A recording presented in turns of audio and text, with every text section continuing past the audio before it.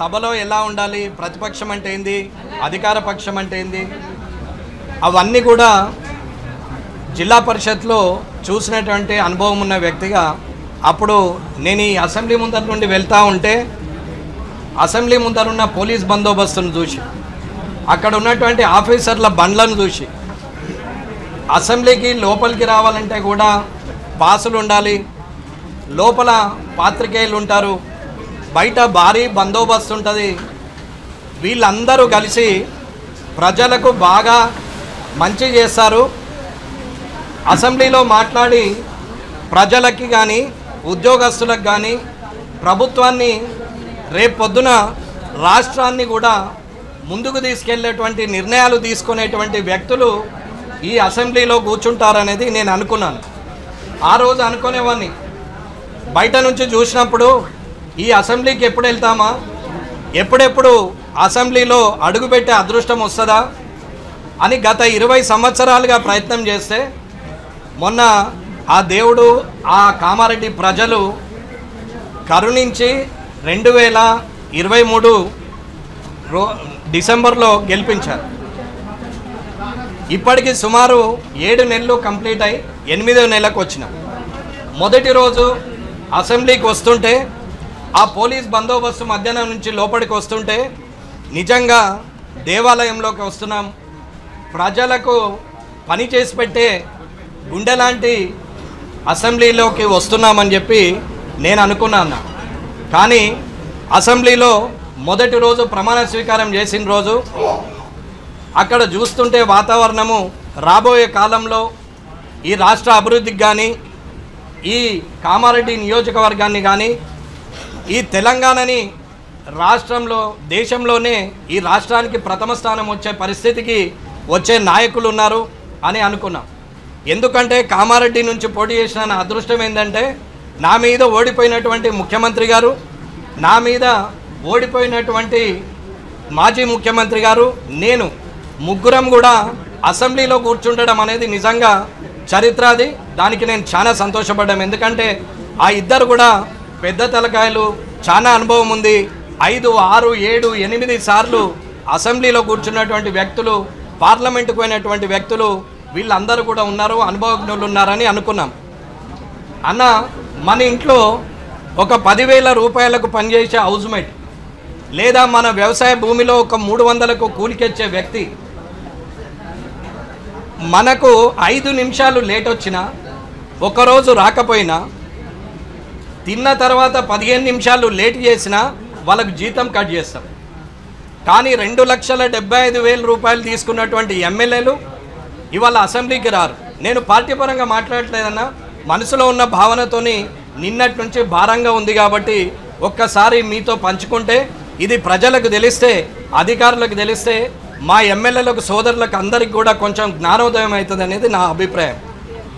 Assembly అంటే పేకాట club లాగా అయిపోయిందన్న. ఈ టేబుల్ మీద ఉన్నాడు ఆ టేబుల్ మీదకి పోయి, ఆ టేబుల్ మీద ఉన్నాడు ఈ టేబుల్ మీదకి వచ్చి పత్తాలాడచ్చు, ఎక్కడ ఖాళీ సీట్ ఉంటే అక్కడ కూర్చోవచ్చు, ఏ టేబుల్ మీద కూర్చుంటే ఆ టేబుల్ మీద ఆట ఆడచ్చు అనే ఆలోచన ఈ అసెంబ్లీలో తయారైపోయింది. అన్న, 2,75,000 జీతం తీసుకున్నటువంటి వ్యక్తి అసెంబ్లీకి రావడమే మానేసారు. సగం మంది వస్తారు, వచ్చిన సగం మందిలో 2 నాయకులు మాట్లాడితే 60 మంది జపం చేస్తారు, అల్లరి చేస్తారు. ఇటు పక్కన 2 మాట్లాడితే 20 మంది అల్లరి చేస్తారు. వాళ్ళు మాట్లాడితే వీళ్ళు అరవడం, వీళ్ళు మాట్లాడితే వాళ్ళు అరవడం తప్ప పెద్దగా ప్రజలకు ఒరిగినటువంటి ప్రయోజనం ఏమీ లేదు. ఈ 3rd సెషన్లో కూడా ఎవరికి వాళ్ళే గొప్పలం అనుకుంటున్నారు. కొందరు మాట్లాడతారు, రాజకీయం వేరు, మా పరిస్థితులను బట్టి మిత్రులుగా ఉండొచ్చు, రాజకీయం రాజకీయమే, మిత్రులు మిత్రులే అంటారు. ప్రజాప్రతినిధులు అందరూ మిత్రులైనప్పుడు మరి శత్రువులు ప్రజల ఓటేసి గెలిపించినటువంటి ప్రజలే శత్రువులా ప్రజాప్రతినిధులకు అనేది నేను అడుగుతున్నాను. ఏ ఒక్కరు కూడా ప్రజలకు సంబంధించిన అంశాన్ని లేవనెత్తి మాట్లాడరు. కానీ తన ప్రభుత్వం గొప్పది, తన ప్రభుత్వం గొప్పది అని చెప్పి మాట్లాడే వ్యక్తులే తప్ప ప్రజల గురించి మాట్లాడే వాళ్ళు లేరు. దాంట్లో మధ్యలో సెటైర్లు, సినిమాలో సీరియస్ సీన్ నడుస్తుండగా ఒక కమెడియన్ వచ్చి జోక్ చేసినట్టు ఒకరు జోక్ వేస్తారు. దాని మీద మళ్ళీ నవ్వడం. అప్పుడే ప్రతిపక్షం అధికార పక్షాన్ని, అధికార పక్షం ప్రతిపక్షాన్ని, నాతో సహా నేను ఏ ఒక్కరిని పార్టీని బట్టి మాట్లాడట్లేదు, వారు మాట్లాడి అప్పటిదప్పుడే మళ్ళీ జోకేసుకుంటారు, సీరియస్గా మాట్లాడతారు, వెళ్ళిపోయి కాలించుకుంటారు.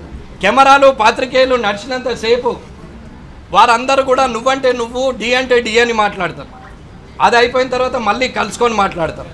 రాజకీయం అంటే కక్షాపూరిత ద్వేషపూరితమైన వాతావరణం ఉండాలని నేను అడగట్లేదు. కానీ రాజకీయ నాయకుడు కమిట్మెంట్ మీద ఉండాలా. ఎవరైతే ఓటేసిరో ఆ ప్రజల పక్షాన మాట్లాడాలి. ప్రతిపక్షమైనా సరే అధికార పక్షం మంచి చేస్తే మంచి అనాలి, ఒకవేళ ప్రతిపక్షం తప్పు చేస్తే అధికార పక్షము అది తప్పని నిరూపించాలి తప్ప మంచిని కూడా చెడనడం, అది అధికార పక్షం కదా ప్రతిపక్షం అన్నప్పుడు మనం వాళ్ళ మీద అటాక్ చేయడమే ముఖ్యమని మాట్లాడుతూ ఉంటే, ఇవాళ అసెంబ్లీలో రోజుకి ఎమ్మెల్యేలకు 10 లక్షల జీతాలు, నెలకు 3 కోట్ల 30 లక్షల జీతాలు వస్తాయి. ఇవన్నీ టెన్షన్గా 1వ తారీఖు వస్తాయన్న, నాకు కూడా పడుతుంది 1వ తారీఖు. ఇవాళ కనీసం అక్కడికి వచ్చి మాట్లాడాలన్న మినిమం కామన్ సెన్స్ కూడా ప్రజాప్రతినిధులకు లేదు.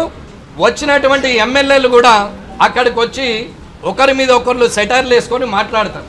తిడతారు పొగుడతారు వాళ్ళే, పొగుడతారు వాళ్ళే, ప్రజల పక్షాన మాట్లాడినట్టు నటించేది వాళ్ళే. ఇది ఎమ్మెల్యేలు అసెంబ్లీలో చేస్తున్నటువంటి బాధ అన్న.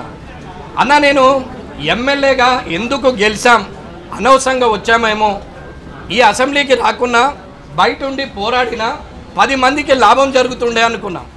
మాస్టర్ ప్లాన్ మీద గొడవ చేస్తే ప్రజలకు లాభమైంది, మాస్టర్ ప్లాన్ క్యాన్సిల్ అయింది, పదవి లేదు. పావలా వడ్డీ గురించి మహిళల పక్షాన నిలబడి కొట్లాడితే వారికి పావలా వడ్డీ వచ్చింది, అప్పుడు నాకు పదవి లేదు. అలాగే ఎన్నో కార్యక్రమాలు చేసినప్పుడు అది ప్రజలకు లాభమైంది. కానీ ఒక ఎమ్మెల్యేగా, ఒక నియోజకవర్గ నాయకునిగా, ఒక పార్టీ ప్రతినిధిగా అసెంబ్లీకి నన్ను ప్రజలు పంపిస్తే ఏమీ చేయలేని నిస్సహాయ స్థితి అసెంబ్లీలో కనపడుతుంది అన్న. ప్రజల దగ్గర సమస్యలే లేనట్టు, రాష్ట్రం మొత్తం సుభిక్షంగా ఉన్నట్టు ఇవాళ లోపల ఉన్న వాళ్ళు మాట్లాడుతూ ఉంటారు. పాపం అక్కడ వస్తూ ఉంటే గేట్ కాడ పోలీసు వాళ్ళు కూడా చెప్తారు, అన్న మాకు సరెండర్ లీవ్స్ రాలేవు, గత ప్రభుత్వం ఇవ్వలేదు, డిఏలు 5 పెండింగ్ ఉన్నాయి, 3 పెండింగ్ ఉన్నాయి, సరెండర్ లీవ్స్ 5-6 పెండింగ్ ఉన్నాయి, మాకు అసలు ఏరియర్స్ రావట్లేదు, పిఆర్సీ ఏరియర్స్ కూడా ఇప్పటి వరకు ఇవ్వలేదు, పిఆర్సీ కొత్తది మళ్ళీ వచ్చింది, కానిస్టేబుళ్లకు కనీసం ప్రమోషన్ యోగం లేదు అని పోలీసులు వానల ఎండల రోడ్డు మీద నిలబడి ఈ నాయకులను, ఈ ఎమ్మెల్యేలను అసెంబ్లీకి పంపిస్తుంటే వాళ్ళ ఘోష మాత్రం వీళ్ళకు వినపడదు. ఇవాళ ఎన్నో సమస్యలు ఉన్నాయి. ఇవాళ 1998లో డిఎస్సి క్వాలిఫైడ్ అయిన వాళ్ళు 26 సంవత్సరాల క్రితం క్వాలిఫైడ్ అయిన వ్యక్తులకు అప్పటి ముఖ్యమంత్రి గౌరవనీయులు కేసీఆర్ గారు పిలిచి మాట్లాడి ఇది మీకు సరిదిద్దుతామని 2016లో చెప్పారు. ఇప్పటి వరకు వాళ్ళని చూసిన పాపాన పోయింది లేదు.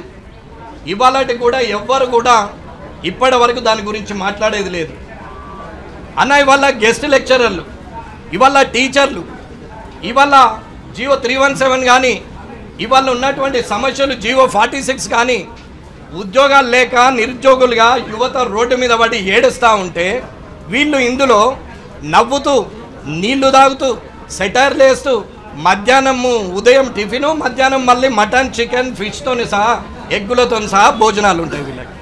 వీళ్ళ బాధ్యతారాహిత్యంగా ఉన్నప్పుడు ఈ ఎమ్మెల్యేలో మార్పు రావాలని కోరుతున్నాం. నేను ఒక్కని సత్యహరిశ్చంద్రుని నేను చెప్పట్లేదు, కానీ ఇలాంటి అసెంబ్లీలో ఉండడం కన్నా ప్రజల్లో నిలబడి పోరాడమే మంచిదనేది నా భావన అన్న. సమస్యలు ఎన్నో ఉన్నాయి.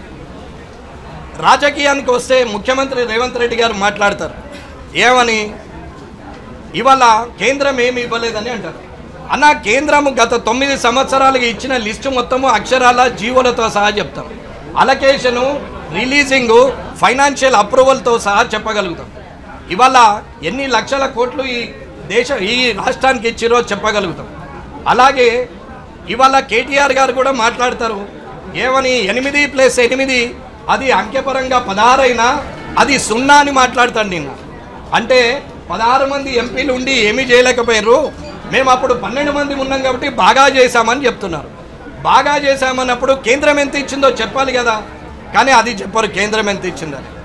అన్న ఇవాళ రాజకీయంగా ఆలోచిస్తే నేను చెప్తానన్నా, తెలంగాణ వచ్చిన తర్వాత మోదీ గారు, తెలంగాణ నరేంద్ర మోదీ గారు ఎన్డీఏ ప్రభుత్వం ఏర్పడిన తర్వాత ఇవాళ 1,78,000 కోట్లు 1,78,000 కోట్లు 1.78 కోట్లు ఈ పన్నుల వాటా పరంగా ఇవాళ తెలంగాణకి ఇచ్చారు. అలాగే 2014 నుంచి 23 వరకు 69.60 లక్షల కోట్ల వరకు ఇన్కమ్ పెంచడం జరిగింది. అలాగే ఇప్పటి వరకు 9 సంవత్సరాల్లో 1,60,000 కోట్లు ఇవాళ తెలంగాణకు యూపీ హయాంలో 45,000 ఇస్తే ఈ 9 సంవత్సరాల్లో 1,60,000 కోట్లు ఇచ్చారు. 2014 నుండి తెలంగాణకు వివిధ పథకాలు కానీ అభివృద్ధి ద్వారా కానీ అభివృద్ధి పనుల ద్వారా కానీ నిధులు దాదాపు 5 లక్షల కోట్లు ఇప్పటి వరకు ఇచ్చారు. ఇది 16వ మరియు 17వ లోక్సభ సభ్యులకు రాజ్యసభ సభ్యులకు ఇప్పటి వరకు 983 కోట్ల రూపాయలు శాంక్షన్స్ ఇచ్చారు, పనులు నడిచినాయి. అలాగే ఏపీ పునర్వ్యవస్థీకరణ చట్టం 2014 ప్రకారము తెలంగాణ రాష్ట్రానికి ప్రత్యేక సాయంగా 2,250 కోట్లు ఇచ్చారు. అలాగే ఇవాళకి 2,500 కిలోమీటర్లు రోడ్లు వేసారు తెలంగాణలో. అట్లాగే ఇప్పటి వరకు జాతీయ రహదారులకు నిర్మాణంలోనే 1,08,000 కోట్లు ఇప్పటి వరకు శాంక్షన్ ఇచ్చారు. అన్న నేను ఓన్లీ శాంక్షన్స్ చెప్తున్నాము, వర్క్ డన్ చెప్తున్నాము, ఫైనాన్షియల్ రిలీజ్ కూడా చెప్తున్నాము. అట్లాగే హైదరాబాద్ స్వరూపాన్ని మార్చేయగలిగేందుకు రీజనల్ రింగ్ రోడ్డుని ఏదైతే పెట్టిరో ఈ రీజనల్ రింగ్ రోడ్డు దాని ప్రకారంగా నిర్మాణంలో 21,201 కోట్లు ఇచ్చారు. 21,201 కోట్లు ఇచ్చారు, శాంక్షన్ ఉంది. చాతగాని ప్రభుత్వాలు రీజనల్ రింగ్ రోడ్ను కలెక్షన్ చేయలేక ఇప్పటి వరకు ఆపిరు. పోనీ చాతనైన ప్రభుత్వం వచ్చింది కదా, నేను కేసీఆర్ నోడగొట్టి నేను వచ్చినని రేవంత్ రెడ్డి గారు అనుకుంటే ఆయన నన్ను ఏం చేసిండో ఒకసారి ఆయన ఆలోచించుకోవాలి. ఇకపోతే రైల్వే లైన్లు ఇప్పటి వరకు మన దగ్గర 1,645 కిలోమీటర్ల చొప్పున ఇప్పటి వరకు చేసారు. 31,221 కోట్లు తెలంగాణలో ఖర్చు పెట్టారు.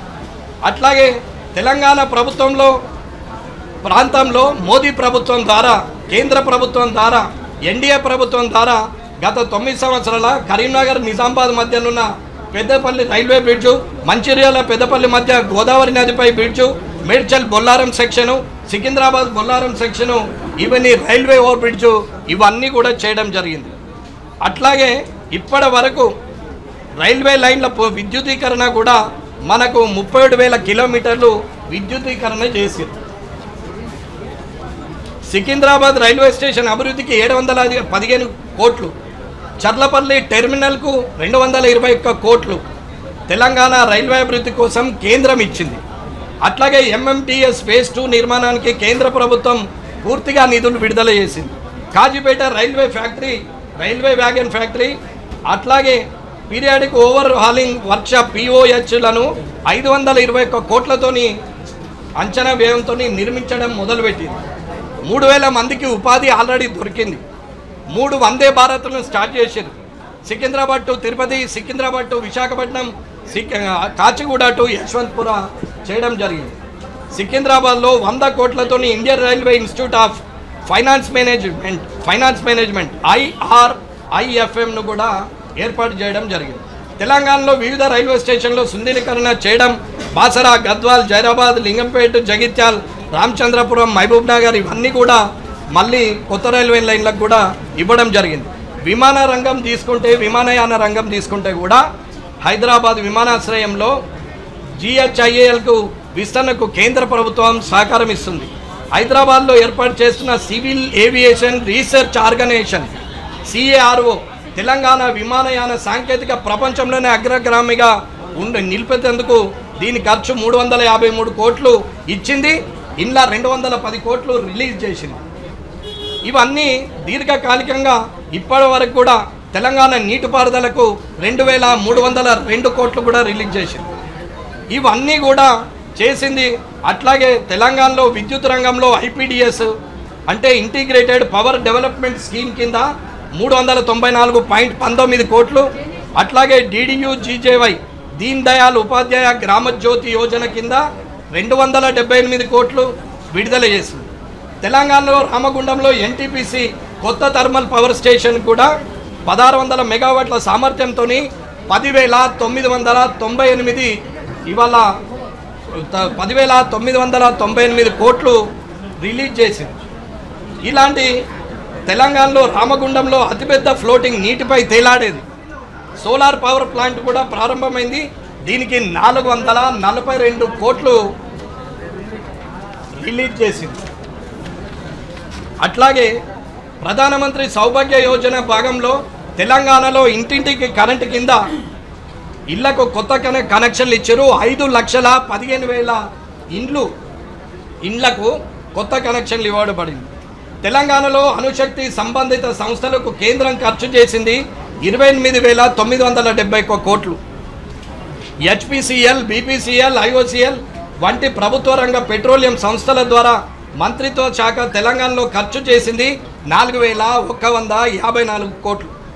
స్మార్ట్ సిటీస్ మిషన్ ద్వారా వరంగల్, కరీంనగర్ పట్టణాలకు ఇవాళ ఎంతో కృషి చేసింది. అమృత్ పథకం కింద తెలంగాణ రాష్ట్రంలోని పట్టణాల్లో మెరుగైన సదుపాయాలను ఇవ్వాలని ఫేజ్ 1లో 833 కోట్లు, అట్లాగే ఫేజ్ 2లో 2,870 కోట్లు కేంద్రం ఇచ్చింది. ప్రధానమంత్రి ఆవాస్ యోజన కింద ఇండ్లు కట్టడానికి 2.5 లక్షల ఇండ్లు కట్టడానికి 4,466 కోట్లు రిలీజ్ చేస్తే ఒక ఇల్లు కట్టిన పాపాన పోలేరు. మళ్ళీ కేంద్రాన్ని వాళ్ళు అభద్రత కింద మాకేం సాయం చేయలేదని చెప్తున్నారు. ఇకపోతే 14-15వ ఆర్థిక సంఘం నిధులు తెలంగాణలో 12,769 గ్రామ పంచాయతీలు ఉన్నాయి. 12,769 గ్రామ పంచాయతీలు. వీటికి 14వ ఆర్థిక సంఘం ద్వారా 5,380 కోట్లు ఇచ్చారు. 15వ ఆర్థిక సంఘం ద్వారా 7,200 కోట్లు నిధులు డైరెక్ట్ గ్రామ పంచాయతీలో పడితే ఇవాళ అక్కడ ఉన్నటువంటి వైకుంఠధామం కానీ, అక్కడున్న గ్రామ పంచాయతీలు కానీ, అక్కడున్న నీళ్ళ ట్యాంకర్లు కానీ, చెత్త డబ్బాలు తీసుకుపోయే ట్రాలీ కానీ, దాని గుంజే మూతి కానీ, అక్కడున్న చెట్లు కానీ, అక్కడున్న కోతుల వనం కానీ, అక్కడున్న ప్రకృతి వనం కానీ, పల్లెల్లో జరిగిన రోడ్డు, స్ట్రీట్ లైట్, ఎల్ఈడి లైట్లు అన్నీ కూడా ఈ 14-15 ఆర్థిక సంఘంలో అభివృద్ధి చెందింది. వేరే ఏ ఒక్క రూపాయి అక్కడ లేదు. అలాగే మున్సిపాలిటీలకు 14వ ఆర్థిక సంఘం ద్వారా 3,389 కోట్లు ఇస్తే 15వ ఆర్థిక సంఘం ద్వారా 3,682 కోట్లు ఇవాళ రిలీజ్ చేశారు. అవన్నీ మున్సిపాలిటీలలో కూడా ఇవాళ డెవలప్ అయినటువంటి సీసీ రోడ్లు కానీ, డ్రైనేజీలు కానీ, ఏవైనా ఎల్ఈడి లైట్లు కానీ, సెంట్రల్ లైట్ అన్నీ కూడా ఇవాళ దీని ద్వారా చేసినటువంటి వ్యక్తులే. అట్లాగే ప్రధానమంత్రి గ్రామ సడక్ యోజన ద్వారా గ్రామీణ మరియు తీవ్రవాద ప్రభావిత ప్రాంతాల్లో కూడా రోడ్ల నిర్మాణానికి 3,672 కోట్లు రిలీజ్ మంజూరు చేస్తే 1,726 కోట్లు ఖర్చు చేశారు ఇప్పటికి. అంతే, అంటే సగమే ఖర్చు చేశారు. ఇకపోతే అంతర్జాతీయ ఎరువుల గురించి మాట్లాడితే తెలంగాణకు రైతులకు ఎరువుల సబ్సిడీ కింద 33,000 కోట్లు ఇచ్చారు. కేంద్రము యూరియా బస్తా మీద 2,236 సబ్సిడీ ఇస్తే డిఏపి బస్తా మీద 2,422 సబ్సిడీ ఇచ్చారు. ఎరువుల సబ్సిడీ పిఎం కిసాన్ కింద ఇస్తే 1 ఎకరం ఉన్నటువంటి రైతుకు సబ్సిడీ కింద 24,632 వచ్చింది. 10 ఎకరాలకు 1,92,320 రూపాయలు లాభం జరిగింది సబ్సిడీ రూపకంగా తెలంగాణ రైతులకు. ఇట్లా ఇప్పటి వరకు ఇలా చేస్తూ వచ్చినటువంటి కేంద్ర ప్రభుత్వం ఇన్ని ఇస్తే ఇల్లు కట్టలేని చేతగాని ప్రభుత్వంలో ఉండి ఆ ప్రభుత్వాన్ని ప్రజలు తిరస్కరిస్తే ఇవాళ ప్రతిపక్షంలో ఉండి మళ్ళీ వాళ్ళు పెద్ద నోరు దేశే మాట్లాడతారు. 8 ప్లస్ 0 అవుతుంది కానీ 8 ఎప్పుడు కూడా 16 కాదు అని మాట్లాడతారు. ఇకపోతే అన్నయ్య ఈ ప్రభుత్వానికి, ఇప్పుడున్న ప్రభుత్వానికి ఇవాళ ముఖ్యమంత్రి అయిన రేవంత్ రెడ్డి గారికి చిత్తశుద్ధి ఉంటే బట్టి విక్రమార్క గారు కానీ డిప్యూటీ సీఎం గారు కానీ లేదా శాసనసభ వ్యవహారాల శాఖ మంత్రి దుద్దిల్ల శ్రీధర్ బాబు గారు కానీ ఆర్టీసీ లాగా ఎగిరెగిరి పడుతున్నటువంటి పొన్నం ప్రభాకర్ గారు కానీ ఇలాంటి వ్యక్తులు అందరూ కూడా అక్కడున్న పొంగులేటి శ్రీనివాసరెడ్డి గారు కానీ దామోదర్ రాజనరసింహారావు గారు కానీ, అక్కడున్న కోమటిరెడ్డి గారు కానీ, అక్కడున్న కొండ సురేఖ గారు కానీ, అక్కడున్న శాసనసభ్యులు కానీ 64 మంది జైన్ అయిన 10 మందితో సహా చెప్తే 74 సంఖ్యకు చేరినటువంటి వ్యక్తులు ఇక్కడ వాళ్ళని అక్కడ గుంజడం, అక్కడ వాళ్ళని ఇక్కడ గుంజడంలో ఉన్న ధ్యాస తప్ప శాసనసభలో సమస్యల విషయంలో నిజమైన సమస్యల్ని పరిష్కరించాలన్న మినిమం కామన్ సెన్స్ లేని తోటి సోదరులను చూస్తే నాకు బాధేస్తుంది. ఇలాంటి వాళ్ళ మధ్యన నేను కూర్చున్నది అనేది నా మనసు బాధపడుతుందన్న. ఇది నిజం అన్న. జీవితంలో మంచి పేరుతోనే చచ్చిపోవాలని అనుకున్నాం, కానీ దుర్మార్గమైన అసెంబ్లీలో కూర్చుండి ఎమ్మెల్యేగా మరణిస్తే, దానికి తుపాకుల శబ్దం వస్తే, అదే అసెంబ్లీలో తీర్మానం చేస్తే అది జీవితం అనుకుంటున్నారు. కానీ అది కాదు. నువ్వు చచ్చిన రోజు ఆ నియోజకవర్గంలో ప్రజలందరూ ఆ రోజు నీ చావుకు ఇల్లు ఇడిచిపెట్టి నీ చావు యాత్రలో పాల్గొన్న రోజు నువ్వు నాయకునివి. కానీ నీకు నువ్వే నాయకుని అనుకుంటే ఏ నాయకుడు ముందటపడే సందర్భం లేదు.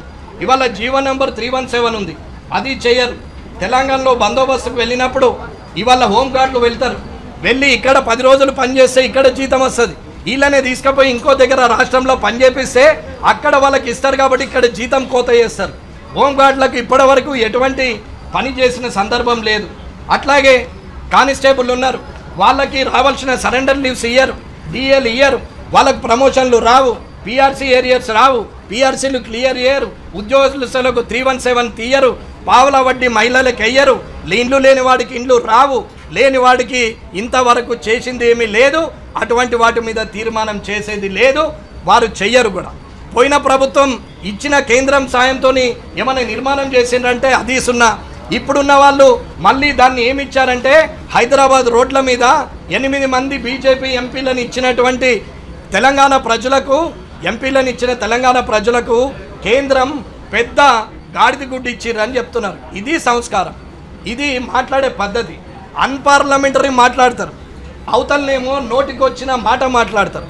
అధికారులు 5 నిమిషాలు లేట్ వస్తే అధికారుల మీద అజమాయిషీ చేస్తాడు. 5 ఏళ్ళు ఉండే ఎమ్మెల్యే, 5 సంవత్సరాలు ఉండే ఎమ్మెల్యే అధికారి 5 నిమిషాలు లేట్ వస్తే అధికారి మీద అరుస్తారు.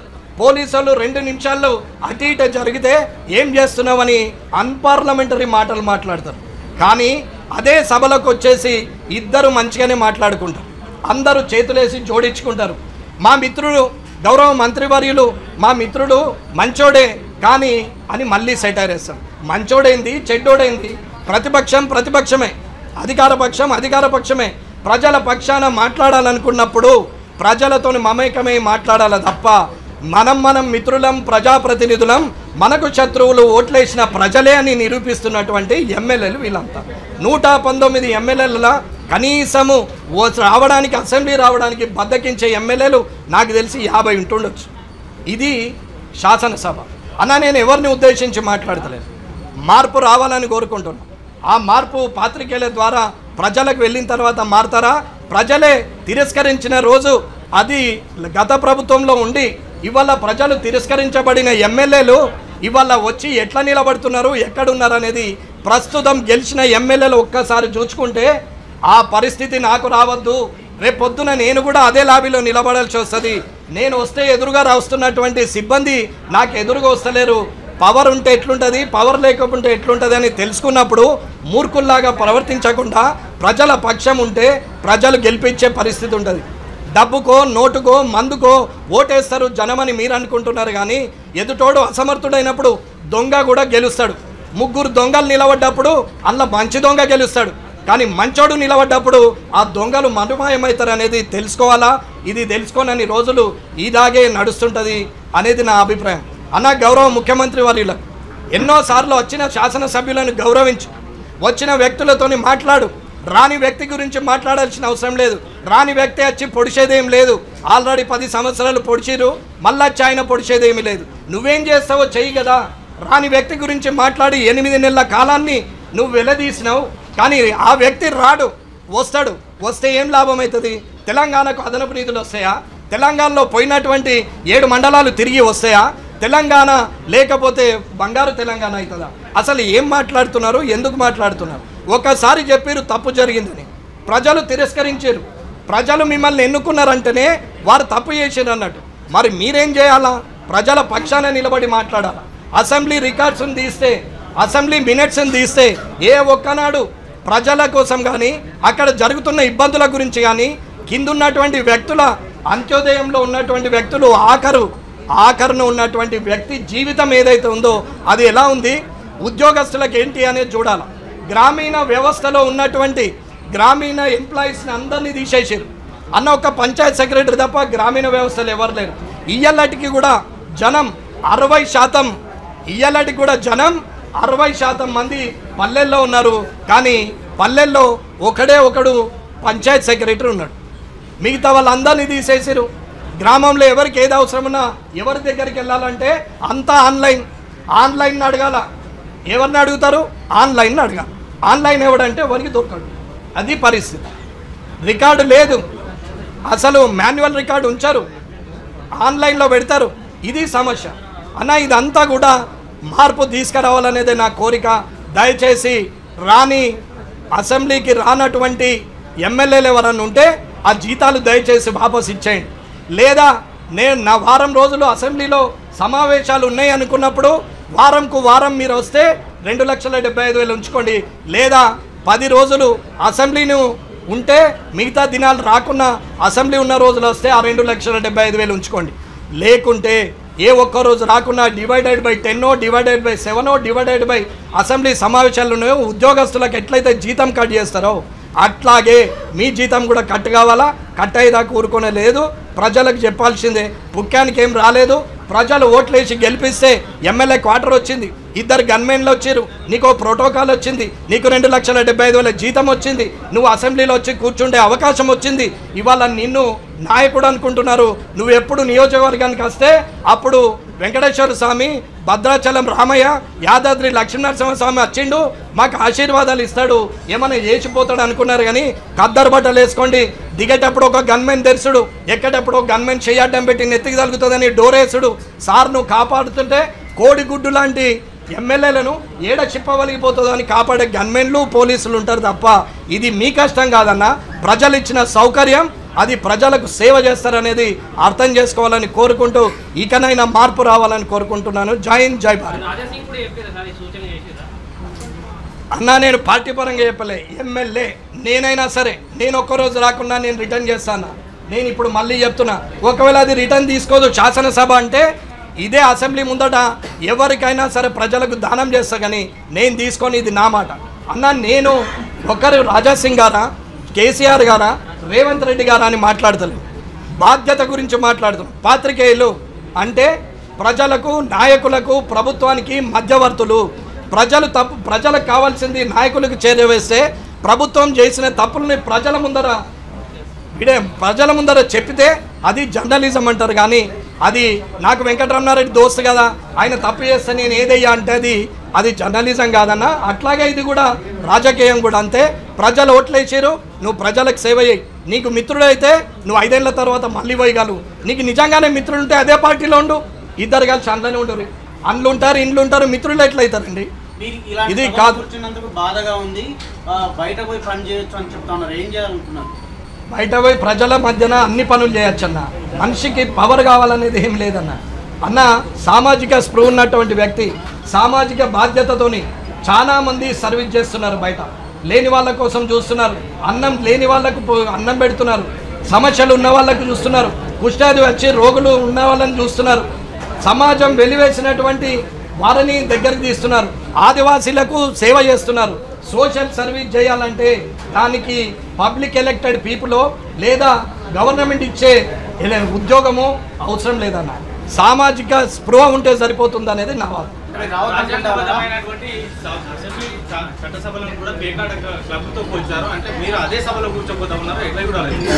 దాన్ని మళ్ళీ ఒకసారి శాసనసభ అంటే అప్పుడు ఉన్నటువంటి పుచ్చలపల్లి సుందరయ్య గారి టైంలో ఉన్న అప్పుడు 83 ఎన్టీ రామారావు వరకు ఎంతమంది నాయకులు ఉన్నారో వాళ్ళందరూ మంచివారేనా.